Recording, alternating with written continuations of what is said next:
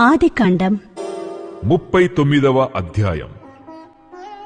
యోసేపును ఐగుప్తునకు తీసుకుని వచ్చినప్పుడు ఫరో యొక్క ఉద్యోగస్థుడును రాజసంరక్షక సేనాధిపతియునైన పోతీఫరను ఒక ఐగుప్తీయుడు అక్కడికి అతని తీసుకుని వచ్చిన ఇష్మాయేలీయుల యొద్ద అతని కొనెను.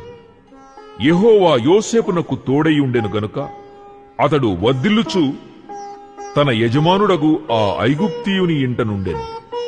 యెహోవా అతనికి తోడైయుండెననియు అతడు చేసినదంతయు అతని చేతిలో యెహోవా సఫలము చేసెననియు అతని యజమానుడు చూచినప్పుడు యోసేపు మీద అతనికి కటాక్షము కలిగెను గనుక అతని యొద్ద పరిచర్య చేయువాడాయెను.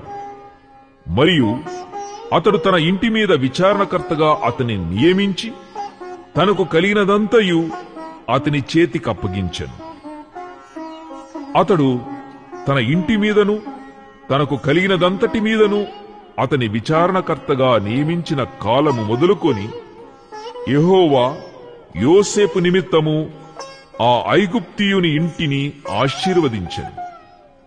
యెహోవా ఆశీర్వాదము ఇంటిలోనేమి పొలములోనేమి అతనికి కలిగిన సమస్తము మీదను ఉండెను. అతడు తనకు కలిగినదంతయు యోసేపు చేతికప్పగించి తాను ఆహారము తినుట తప్ప తనకేమి ఉన్నదో ఏమి లేదో విచారించినవాడు కాడు. యోసేపు రూపవంతుడును సుందరుడునై ఉండెను.